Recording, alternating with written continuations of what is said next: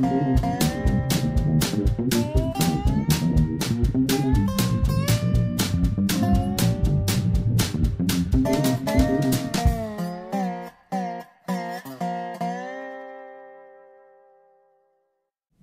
Monk, the Prairie Monk, WAFT, Champaign 90.1 on your FM dial. And Dave on the board.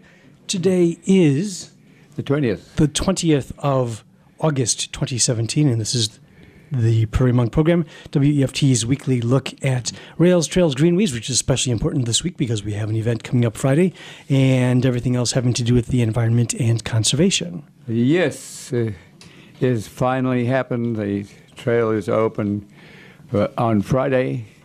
It will be opened at 5:30 at St. Joe.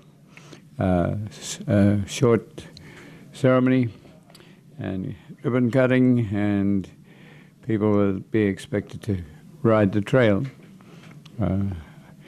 I'll be glad to be there, and if any of you want to be there, that's very helpful, because if this trail works, then we have other trails that could work too.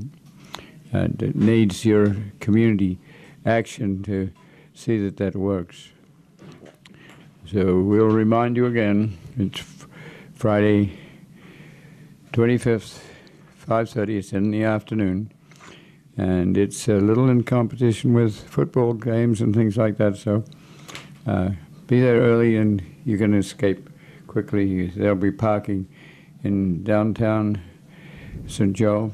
Part of the purpose of meeting in St. Joe is that these trails tend to bring together communities, and so already the entrepreneurs in St. Joe have restaurant opportunities, and I'm sure there will be a bicycle shop somewhere, and so it changes the life of the local institutions. That's the reason for starting in St. Joe rather than starting at Walmart in Urbana. It's a simple trail, and we hope to put or have information there that will help you understand it and understand settlement of this area. The taste of Champaign. Oh, I'm sorry. I wanted to jump in really quickly. Yes. My understanding is the views and opinions expressed are solely those of the speakers and nobody else. I've asked the folks in the local Champaign-Urbana bicycling community, wait a minute, here we are in Urbana and Champaign. Are we supposed to take, I'm not taking 150, of course, to get over there. Are we supposed to take country roads or something to get there? The understanding is the trail will officially be open. It just won't have been dedicated and all of that yet. So the plan is, I believe, if you're in this community, hop onto the trail to take it over to St. Joe for the dedication ceremony, then ride on back. Yes. So then ride back. And that's, again, they're not stopping people. There are not, patrols to keep you off of it now. No notice to keep you so, off either. Yes, So. it's okay now, but the official dedication starts in St. Joe, 5:30 on Friday. Yeah, thanks for that comment. That's good. Just remember again that this trail needs your help. The next section of it, next phase, was intended to be the big bridge over the Vermilion, and that requires a bed and probably the same sort of prefabricated bridge decking that will go on top of a bridge on top of a bridge. And it will probably cost about $2 million to do that, and to have a fence that will be safe so people won't drop off the bridge. So anything you do to be attending at this meeting will say something to local mayors and agencies and politicians that this is something that's valuable. It's valuable across the country. There are 30,000 miles of these rail beds, and what they're doing is saving railroads. And they are saving those beds that you could never replace again. Even if you have a lot of money, it's always very awkward to replace or to create a right-of-way They're trying to do it in Chicago at the moment so that long trains don't have to go from Michigan into Chicago and then back out to go to Wisconsin. They were looking for a ring road, and it's extremely challenging because the communities that it has to go through do not want the railroad. Even if it's on an existing railroad, they don't want the increased traffic. So remember that 30,000 miles is important at the congressional level. And at this very moment, it's likely that the funds for rail trails will be deleted, which has a lot of impact on the railroads.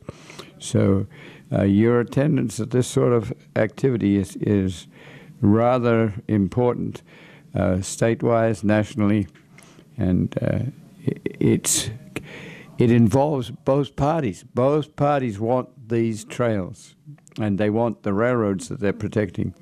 So if you can, be there, bring a friend, and be a part of it. The conversation, that's part of this whole thing, is to get people together as friends and relatives so that they can talk about things and iron out some of the problems that exist. We have a few problems in that the right-of-way prairie has almost been exterminated in a time when we're down to 0.01% of the remnant prairie being saved. So it's we do have that conversation. We would like the next phase to be narrower. So be there, be counted, and you may get to be on television. I hope so, and I hope that this will go up on Facebook and get on some of the media so that people will be there. That's probably enough. Another place where people get together was the Taste of Champagne. It's an interesting activity. It started many years ago.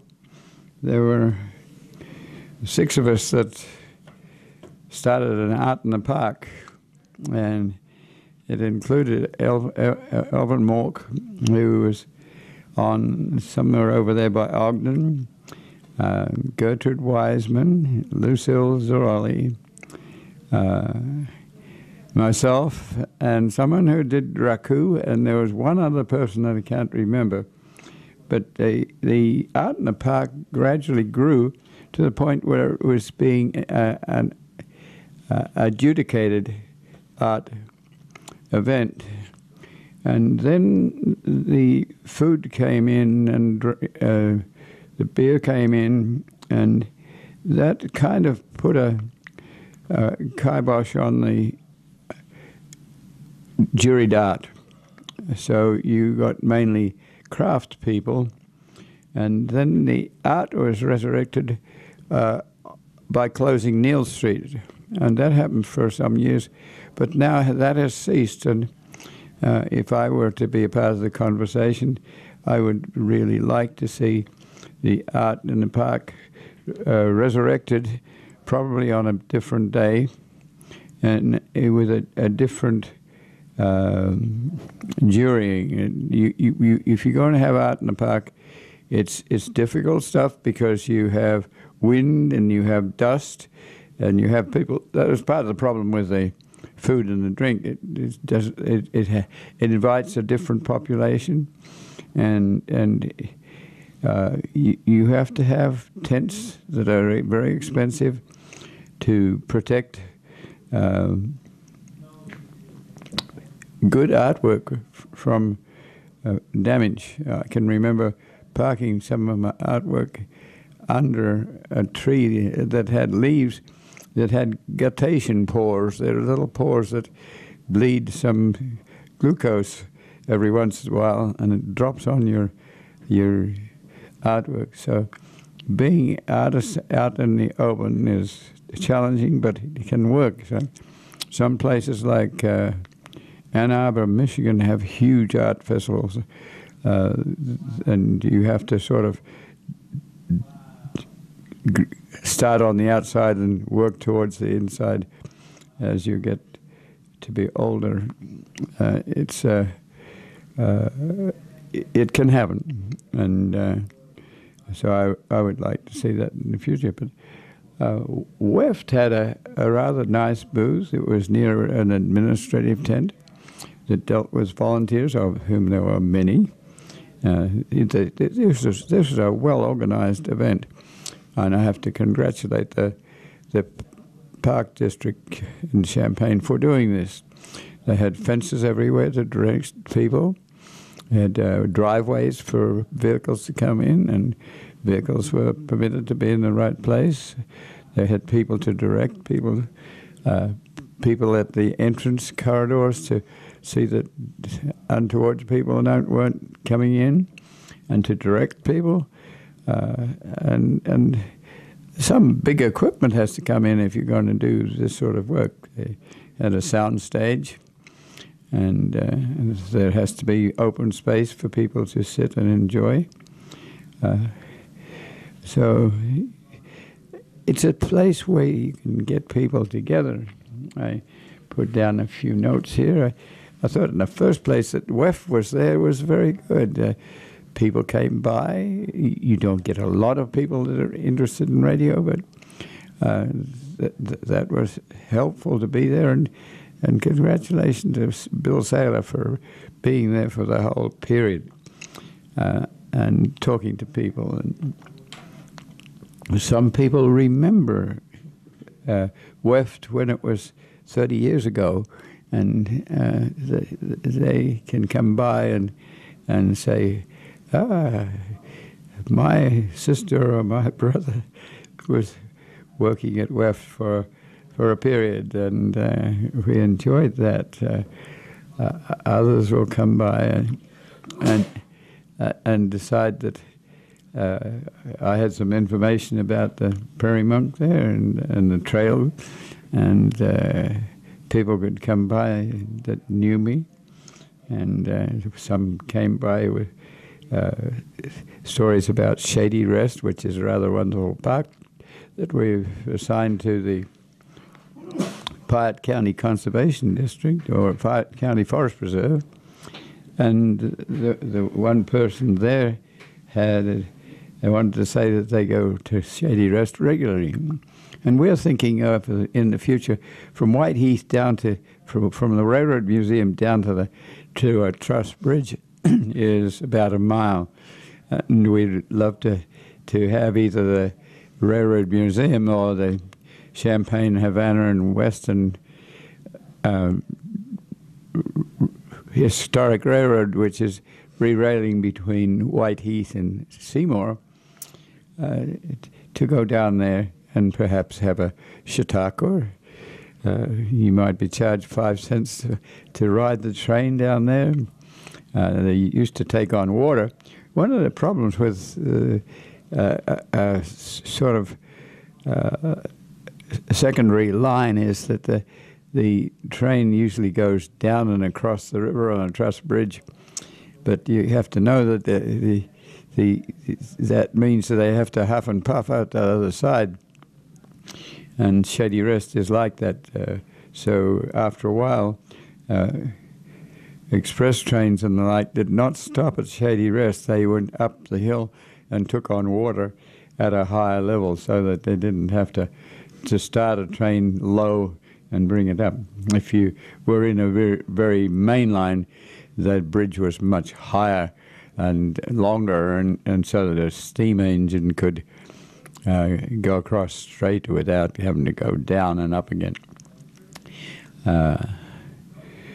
So there was that sort of conversation, and a lot of WEFT people came by and personed the booth, and I just thought it was rather wonderful. You can sit there and watch the traffic go by, and there's a little bit of imagination. You have to figure on, now, is that person the brother or the sister? You just enjoy the camaraderie of people being together, and I think we are together people, and so that was good.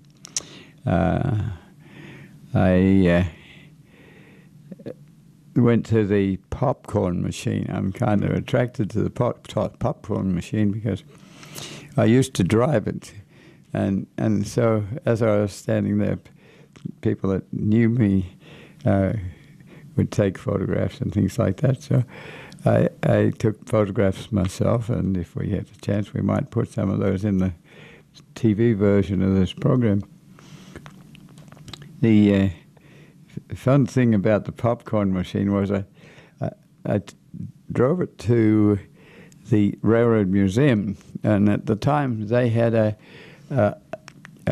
honky-tonk piano festival where people tended to approach the keyboards with 6 inches above the keys and really rattle it out. Well, the popcorn machine did well. At that time, it had a popper that was run by a steam engine that was in the craft, and it was unique. But when you were selling popcorn, it was almost the boiler was almost between your legs. So if it exploded, you were not in good shape. And eventually they took it out and put in an electric popper, but that was the sort of period era. And people come by and would say that their father used to take them to the popcorn machine when it was parked on Neal Street, near Neal and Main. It was there regularly, and I don't know the name of the gentleman that used to run it. But I'm sure he's long since gone. And the popcorn machine was in something like a Chevy chassis. It had an interesting gearbox that you had to know how to drive. And I brought it back from Monticello, and when I got to almost Staley Road, I started to smell a smoking situation, and turned around, and yes, there was smoke in the popcorn machine. So I stopped and tried to put it out. What had happened was that the popcorn machine was not very well insulated, so they put insulation under the chassis so that it wouldn't be quite so cold in wintertime. Well, some of the insulation was near the exhaust pipe, and it got so warm that it sort of caught on fire. It wasn't easy to put it out. Fortunately, a police car came along, and he had a fire extinguisher, and even that wouldn't put it out, so we had to drive along with the policeman to the nearby fire department, and they were able to put it out. They had injectors type things that would get to it. So I have fond memories of the popcorn machine. It was put away for quite some time, stored at the Lincoln Land Moving and Storage, and then lately it's been parked with Dr. Youngman's yards north of town. It's tall, so you have to have a garage that takes something tall. And I can remember there were actual tears associated with the removal of the popcorn machine that was run by the steam generator. And I think there are some people who still are around who would like to see the original rather than an electric popper. That meant you weren't dependent on electricity to run it. There was someone at one side drawing it, sketching it, and there were people there delivering popcorn to people who remembered that machine. The planning people were right next door because this is part of a historical museum, and T.J. Blakeman is president of the Historic Museum, and he was running field trips around the city, which he's very good at doing that. And there was Williams was running field trips to churches.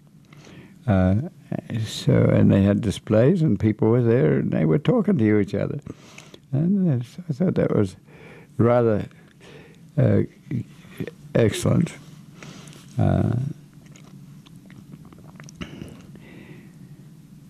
I was sort of wandering around looking for potential people we might have on the program. There was a sustainability person that I talked to for quite some time. She runs a Illinois Sustainable Technology Center. It's down with all those new buildings on First Street, and her responsibility is to work with people who might want to do something that's sustainable. It might be that they have a byproduct that is useful. It might be that they have a byproduct that they want to get rid of. It might be working with young folk. So they have an Illini gadget garage where you can go and learn how to screw a screw into a table that's decrepit because it has one screw missing. So some of them generate little toolkits so that you can do this. So we talked for quite some time, and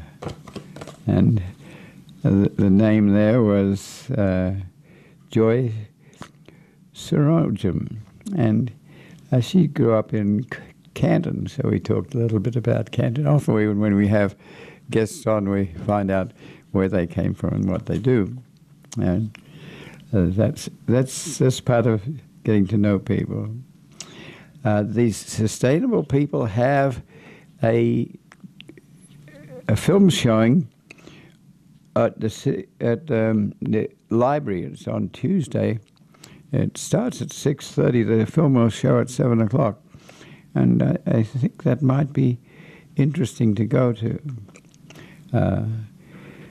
The pollinator people were there. The Park District people were there showing and giving out orange milkweed plants. The craft people were there. I talked to one guy who was doing caning of chairs, and just to know his trade a little bit. And the whole purpose of the show was there was food, and there were lots of food, and people were eating, and there were tables to sit at and the tents to be under. If it had rained, you would have been okay. Just rather wonderful. And while I think of the pollinators, I might just report on the fact that there was a film at the Yard suggesting that some of the extensive lawns that are about could be converted to a huge acreage of vegetables and gardens and pollinators. And worldwide, the mowing syndrome is very expensive in terms of labor and equipment, and it takes out biodiversity. So let's think about biodiversity. I think actually there's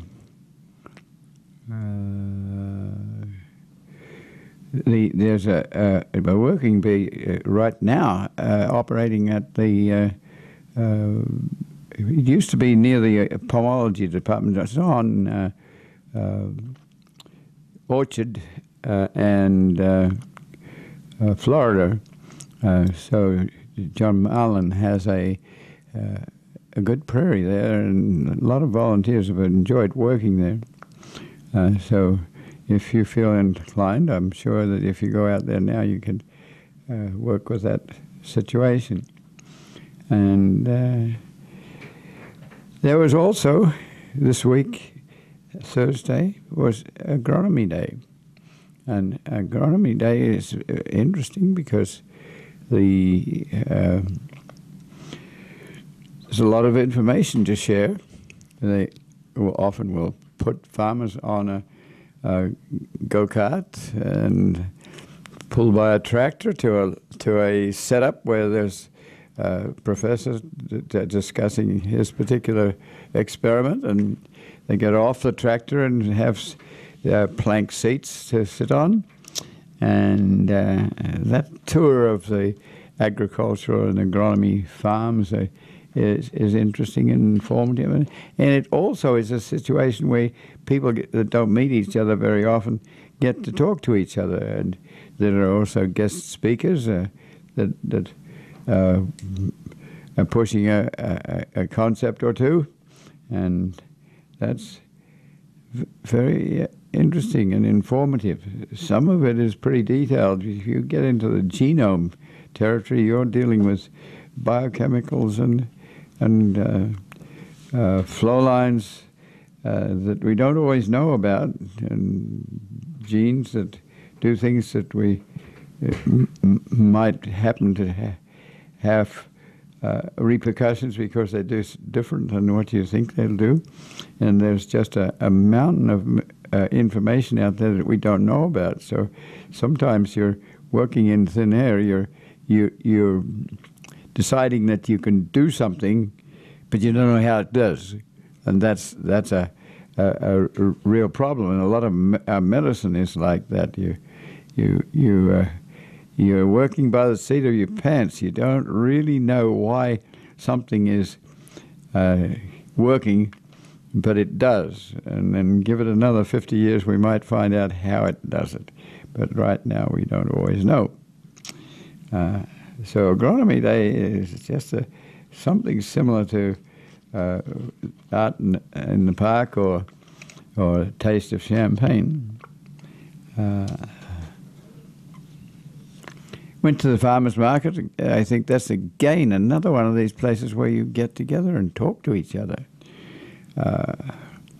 I hate to see containers, styrofoam containers, that are quite useful for 25 cans of beer, or they're coolers in the summer. They're not quite as sophisticated as the coolers you buy, but they're quite adequate. And so I convince people, and they bring me coolers that come with ice cream or steaks or what have you. So David had to get into my place the other day, so he had to move two of these containers. I got rid of one immediately, and then I took two to the farmers market, and I quickly learned that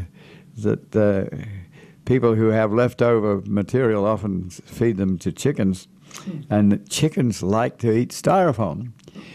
And let me tell you, there's lots more than chickens that like to eat styrofoam.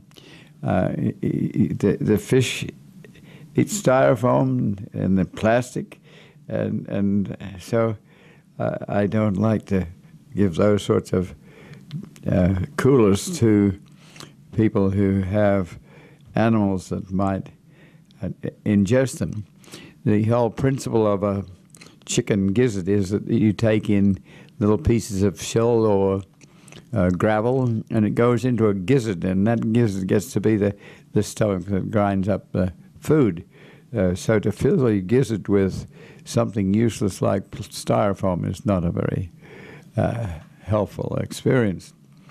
But I did find people who were wanting to send sweet corn to Carolina, so they got 2 boxes. And I still have several boxes if people would like to use them. Mike Feldman was repairing his refrigerator, and he wanted to put the contacts into something that was cool for a while he was working on the refrigerator. So that sort of situation. So let me see.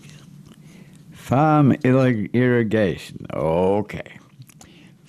One of the most expensive uses of our wonderful aquifer water is for irrigation. And a couple of weeks ago we had in Rudnick here with an experiment that put moisture on a pea right on its roots, not in the air, not sprayed down, not so it evaporates. But the volume of water being used for agronomic crops is fantastic, and it can use up your aquifers, like the Ogallala aquifer that goes through Nebraska is almost dried up because there's this huge amount of irrigation, and it's mostly spray irrigation and a lot of evaporation there. So what do we do with it? And I think this is a film. It'll be about 7 o'clock, and it's on Thursday at the Champaign Library. It's a sort of thing that might be very useful to know the information. You go past these long, quarter-mile long irrigation devices. They are motorized, and they can go around in a circle, or they can go across a field and gradually water it. And it can almost allow you sometimes to do 2 crops in a year. But it is very costly, and so I'm sure the film will have something to say about that. I've sort of been aware that as we work with the Kickapoo Trail, we had Dan McCollum on last week, and he's got a lot of knowledge about the watersheds that are around Champaign-Urbana, and specifically in Vermilion County. He has an excellent little booklet which is called A Guide to the Big Vermilion River System, and I have run the satellite picture to see where all this drainage is and where it comes from, where it goes. It's a little bit confusing. The Vermilion River has a salt fork of the Vermilion River, a middle fork of the Vermilion River, and the north fork of the Vermilion River. And some of this is canoeable, some of it goes over geologically interesting underpinning rocks, so that you don't have to get out into the mud. You get out for your canoe into gravel. So you have a different stream, and some of these streams are dedicated as wild rivers that we don't have a counterpart for in the rest of the state, or let alone the rest of the country. So I thought perhaps it might be interesting for my own part and for you out there to know what's running where and how it's named. And I may not have all the names correct, but one of the rivers that the Kickapoo Trail will run across is the Salt Fork of the Vermilion.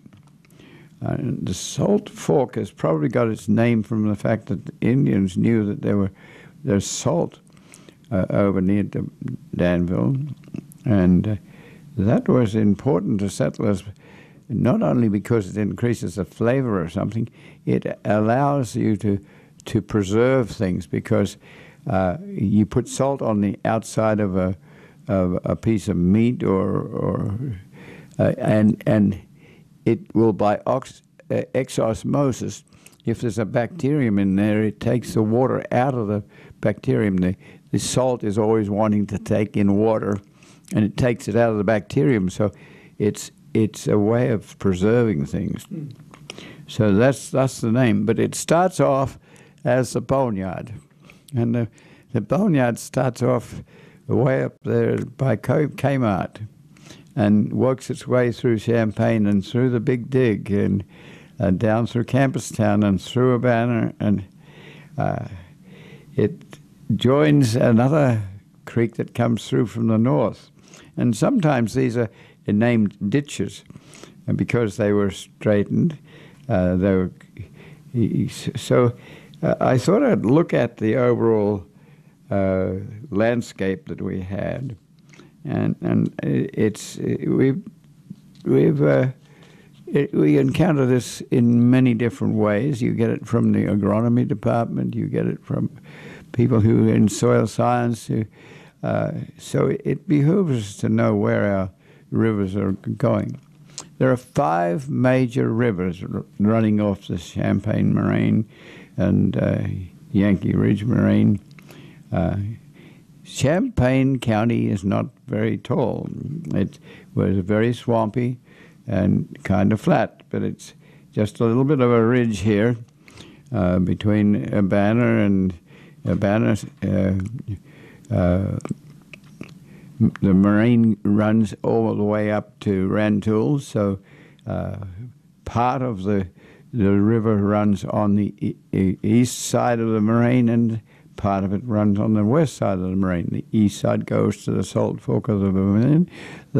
On the west side, it goes to the Sangamon River. And these rivers weren't exactly rivers. The continental glaciation covered up what was a water-worn landscape. It dumped soil, sometimes 200 feet deep, and sometimes much less than that. It covered the landscape, sort of oozed south from the Laurentian Shield in Canada, and it would stop at a place where the balance was due to the climate. If the climate didn't change for 30 years, then the moraine would melt at that location. There's this balance between melting and glaciation, and perhaps a 200-foot glacier would come down to 4-foot glacier and not be very well organized as a ice sheet, but dribbling out onto a outwash plain, which was very swampy, and there was not often a defined river. This was swamped land that gradually became an abraded stream, and an abraded stream is where you have tentacles that start to get together and make a creek and a waterway, and eventually that can become a river. That sort of thing is for each of these 5 rivers. You have that sort of network. The Sangamon River is on the west, comes through Mahomet, comes through from Ford County. It comes through Fisher and Mahomet down to Monticello, and then it goes south, and then it goes west to Decatur and Springfield, and eventually ends up at Beardstown and empties into the Illinois River, then into the Mississippi and out to the Gulf. Well, some of that abraded stream work is up there in Ford County. If you go up Route 47, you'll find some of the starts of the little creeks that run into the Sangamon and make it a decent stream. A little bit to the west, to the east of that, is the Kaskaskia. The Kaskaskia River doesn't draw on Ford County. It backs up onto the Champaign Moraine, and that's where you see it announced on Route 74. This is the headwaters of the Kaskaskia, and there is it's palmate drainage. Like if you put your hands out, it looks like the palm of your hand. So each one of these little fingers, our creek is running down into that swampland, and then eventually it can find its way into a river. It wasn't very conducive to agriculture, but Native Americans knew it well, and they could in summertime grow their corn and beans and cucurbits, and then roam back to Vermilion County or Piatt County or DeWitt County. All of those surrounding counties have some terrain that is more interesting for visitors than Champaign County.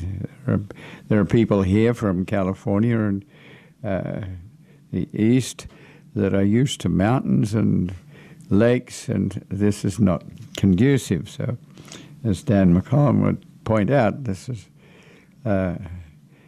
you have to look at your microcosms, your microclimates, and start to observe.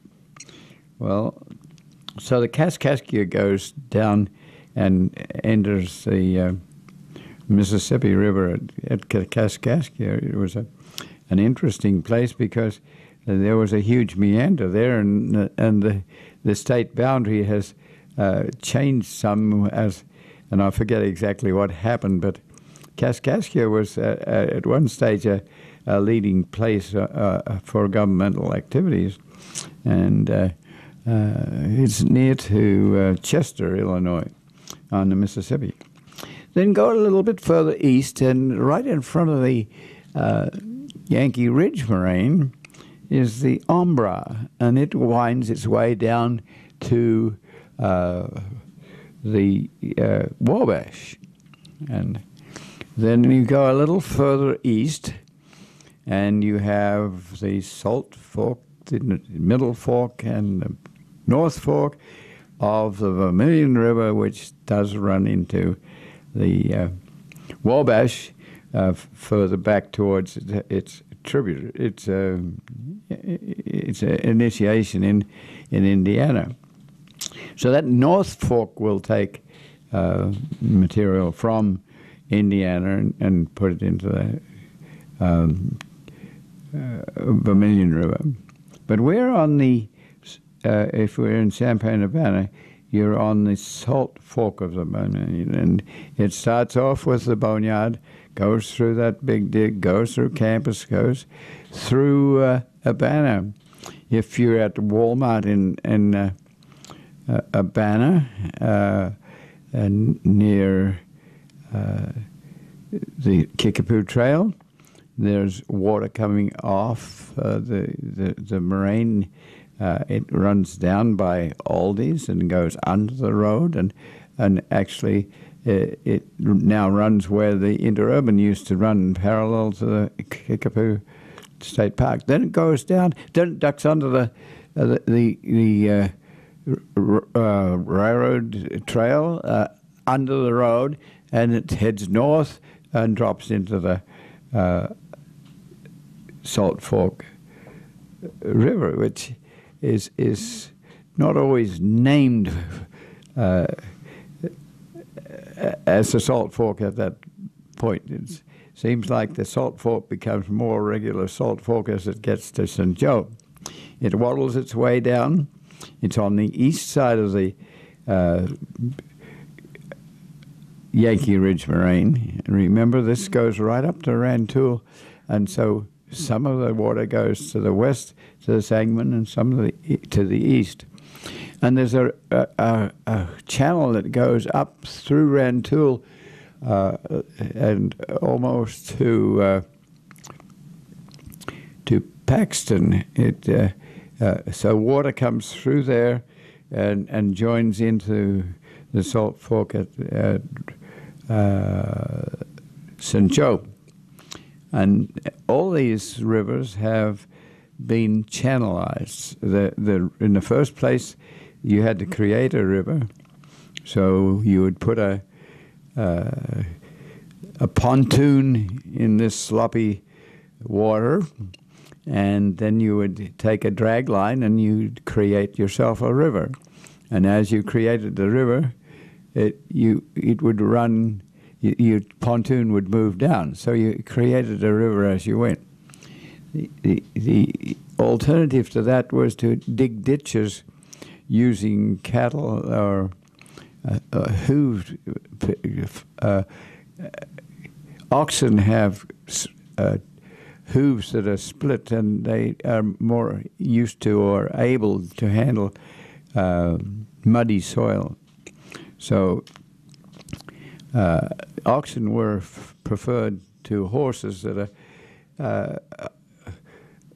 are not as good in muddy situations, and they are also a little freaky and especially subjected to things like botflies. would annoy them, and the oxen tended to be more free of that problem.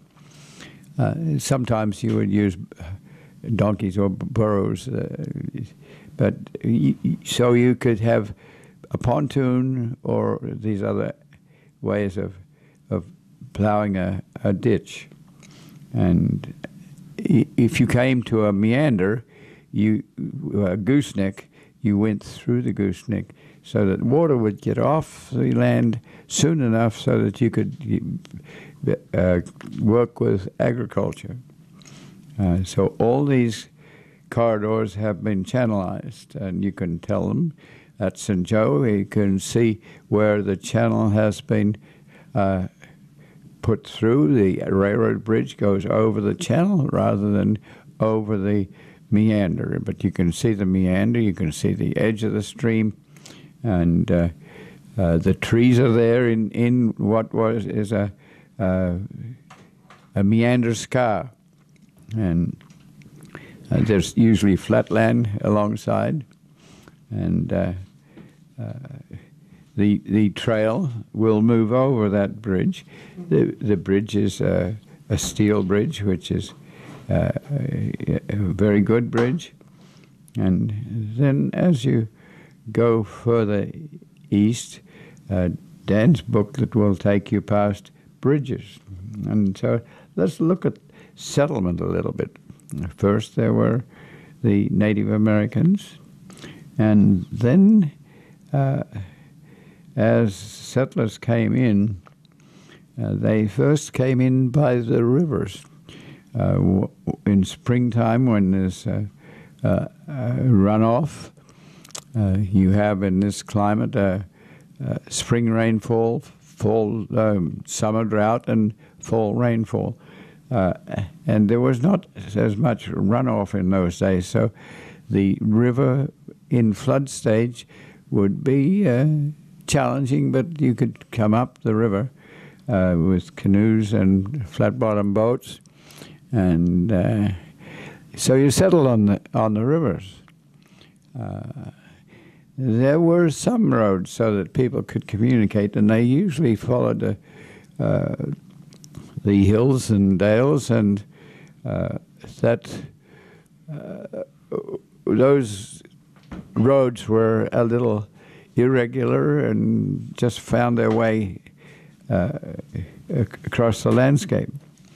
Later, as it became obvious that if you bought land sight unseen in Europe and wanted to come here and find your land, Jeffersonian plat was established that would have a north, south, east, west construct, and you could work your roads and railroads according to that. Sometimes the railroads went through at an angle, and that sometimes meant that railroads that were given land with an encouragement to build a railroad, the plat is adjacent to the railroad, so it might be on a diagonal. So Champaign City has both plats. University Avenue is north, south, east, and west plat, and the city building is on the railroad plat, and it has the buildings on it are at an angle, and they're known as flat-iron buildings because the way you ironed your clothes in these days was to have a flat iron that you heated on a stove, and it had a point so that you can push your iron into cuffs and collars and parts of your dress that you couldn't get to otherwise. So that had that same angle that is a flat iron building. And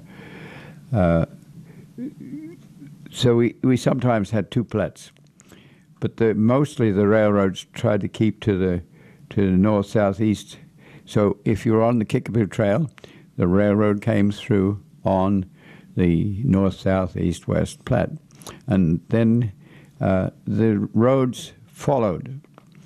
when the early settlers came to their river locations, if you go to Ogden and then go south to what was Old Homer Lake, you'll find the settlement that we talked about the other day of Homer on the river. There was a dam, there was a covered bridge. Some of the times the covered bridges, I have it in my head that the covered bridges were there because horses would freak out when going over a bridge. Later, those bridges were prefabricated steel. But when the railroads came through, Homer was moved south to the railroad, and Conkey Town was moved north to Muncie. So you know that sort of history. And then the roads followed the railroads. And for many years, people came here by railroad. They didn't come here by road. There were no roads, but it was easier to do a right-of-way next to a railroad rather than go through people's fields. Let me look at my notes here a little bit. 3 minutes. Wow, we're nearly. Wow, this goes fast. That's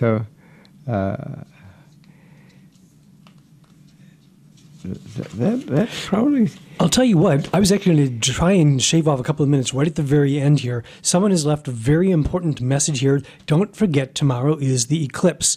A little bit after 1 o'clock tomorrow afternoon will be the near total eclipse of the sun. I believe we'll have a 90% eclipse here. That can be very dangerous because you might feel as though you can actually look at this thing. Don't look at it with your bare eyes. There are things out there that are called eclipse glasses. They didn't exist back when I was younger, but they're out there now. Put them on in your house if you have a pair of these. If you can vaguely see the room around you and everything is kind of just murky, those are most likely not legitimate eclipse glasses. They should, in fact, make everything so dark you're afraid to move in any direction. If you can see your surroundings through the glasses, they're not legitimate, Dr. Schmidt says, and are dangerous. The other danger is, so you've got real eclipse glasses, you're outside, it's 1-something tomorrow, it's really close to totality, let's not get the wrong word there, and you're not quite positive what direction to face. Don't look toward the sun around the glasses.